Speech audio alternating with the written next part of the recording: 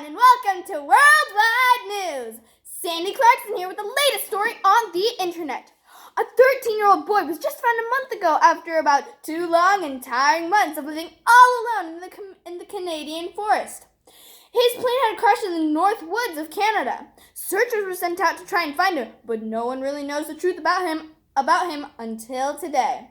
So, here comes the star of the show, Brian Robeson! Hi everyone, thanks for coming. I'm very glad to be here. Let's get started. So, Brian, where exactly do you think your plane crashed?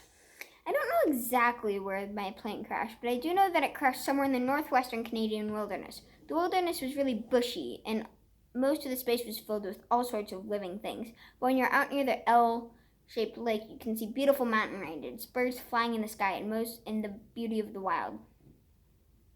Very fascinating. Thank you for sharing that. It was a wonderful introduction. Well, what were the natural resources that you encountered along your wild journey through the Canadian wilderness? Along my rough journey, I found a lot of lumber, fish, birds, berries, and wild animals. For lumber, I used it as a shelter or to create my weapons. For fish, wild, and birds and berries, I mainly use them to eat as food.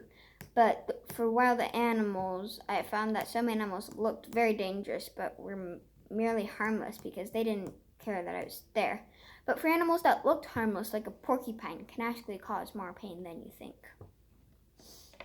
What was the climate, weather, or temperature like when you were there? The temperature for when I was there was about 45 degrees Fahrenheit. The temperature back home in Hampton, New York was about 70 degrees Fahrenheit, which was a big change when I got back home. How did it feel when you came home and was fed, able to sleep in your own bed, and play like a normal kid and not having to survive all by yourself? It felt different than before. I wanted to help my dad out with chores more often, make dinner, be helpful in any way that I could.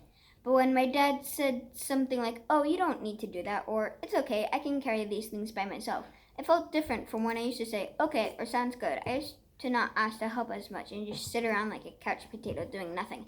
Now I've taken over most of the chores in the house to be as helpful as I can. Well, that was quite fascinating. Now, on to the next most popular topic that people want to know about, Brian Robeson, the warrior that survived.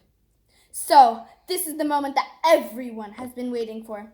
Brian, how did that plane crash happen? Well, the plane crashed when the pilot had some stomach issues and died of a heart attack. Could you be more specific? Like, I don't know. Well, what did you do when the pilot had a heart attack? Did the cockpit smell bad? Did the landing hit hard, or did you just plunge into the water? Well, those would both hurt a lot.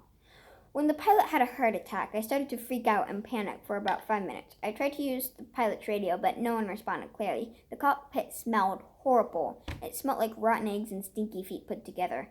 I thought that the pilot had just eaten something that had gone bad, but when the smell started to reek, I knew something was wrong. When we crashed, it was a hard hit, and it destroyed the plane window. My head was smashed against the co-pilot's steering wheel, only to leave a painful concussion and a red, swollen forehead. Wow, very deep. I'm glad you got to share that with us.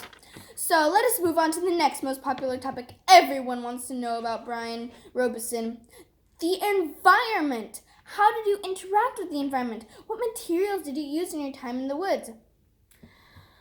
I interacted with the environment by making a fire and shelter. Almost everything I did was interacting with the environment. Making weapons, getting food, all included me interacting with the environment. The way I interacted with doing these was mainly by making them something out of the materials I had.